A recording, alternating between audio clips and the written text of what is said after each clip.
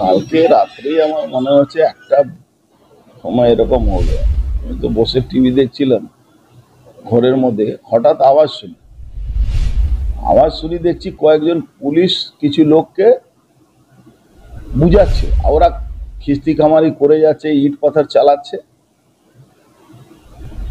পরে শুনলাম ওই আমাদের পাশে যে প্যান্ডেল আছে ওখানে কিছু ছেলেরা বসেছিল, ওরা কিছু জেহাদিরা এসছে, এসে ওদেরকে গালাগালি খিস্তি খামারি করছে। ওখানে পুলিশ ছিল আশেপাশে, এবার পুলিশ ওদেরকে তাড়াচ্ছিল না, বুঝাচ্ছিল, মানে যে জামাই আদর যেটা করতে হয় সেই জামাই আদর করে ওদেরকে বুঝাচ্ছিল।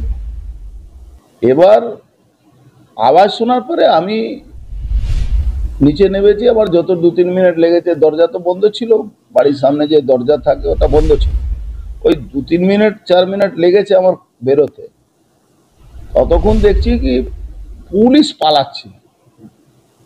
তারপরে দেখলাম কি ওই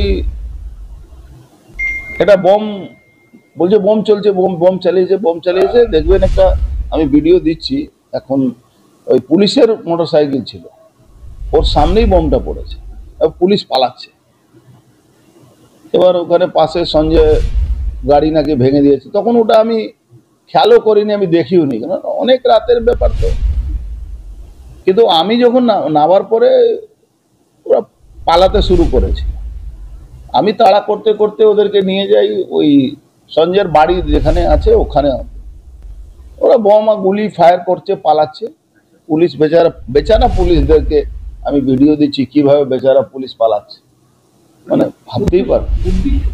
দেখুন উদ্দেশ্য কিছু না, এটা পুরোপুরি মমতা ব্যানার্জির ইনস্ট্রাকশনে পুরো বাংলায় বিজেপিকে দমিয়ে দেওয়ার একটা চক্রান্ত চলছে। এই বিজেপি কে দমিয়ে দেওয়ার যে চক্রান্ত, তার মধ্যে এখানে ডিস্টার্ব করা, একটা গন্ডগোল পাকিয়ে দেওয়া, দুর্গাপূজার সময় আছে, জিহাদিরা পান্ডালে ঢুকে যদি গন্ডগোল করে তার রিয়েকশন হবে, এইসব একটা পরিকল্পনা করে এইসব, মানে এটা সবটাই পরিকল্পিতভাবে। কেন হঠাৎ দেখলাম ওই বেচারা পুলিশরা, সত্যি বেচারা, কালকে দেখলাম আমি না থাকলে বেচারা পুলিশরাও হয়তো বোমের বা পুলিশ এতে গুলি খেত। বেচারা পুলিশরা, এই নিচে লেভেলে বেচারা পুলিশরা খুব প্রবলেমে আছে। আমার আফসোস হচ্ছিল ওদেরকে নিয়ে বেশি। আপনি তারা করলেন পালালো, পুলিশ বুঝতে পারছেন কি অবস্থা পুলিশের আছে। এসব প্রত্যেকে তৃণমূল আশ্রিত, পুরোপুরি তৃণমূল আশ্রিত গুন্ডা। এখানে যে আছে ওই কাউন্সিলরের ছেলে, ও কি বলবো, আমার মনে হচ্ছে মানে ওকে এরা শহীদ করেই ছাড়বে। ওই কাউন্সিলরের ছেলেকে ওরা শহীদ বানিয়ে দেবে, ও শহীদ করে ওর শহীদ বেদি বানাবে কিছু, মানে যে রাস্তায় যাচ্ছে।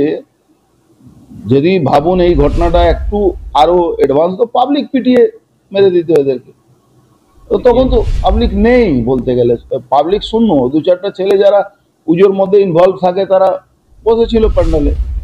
এটাই।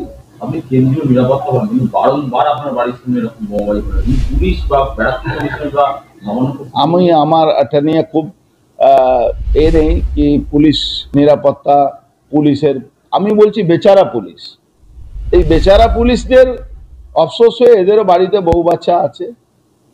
কালকে যদি আমি না থাকতাম, না যেতাম, তাহলে এই বেচারা পুলিশদের হয়তো বম ব্লাস্ট হলে লাগতো, গুলি এদেরকেও লাগতে পারতো। অন্ধকার তো, অন্ধকারে তো অত কোথা থেকে কোন গুলি আসছে তা তো বোঝা যায় না।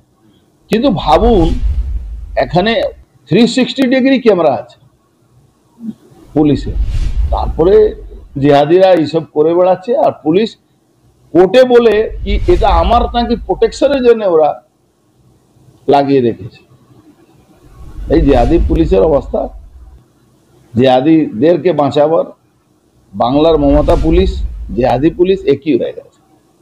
অথচ ডিএ পাচ্ছে না, কিন্তু লাজ লজ্জা নেই বলতে গেলে। এই বেচারা পুলিশ আর জিহাদি পুলিশের মধ্যে একটু ডিফারেন্স আছে। বেচারা পুলিশ হলো নিচে লেভেলে পুলিশ, আর জিহাদি পুলিশ হলো যারা উপর লেভেল থেকে এদেরকে ইনস্ট্রাকশন দেয়।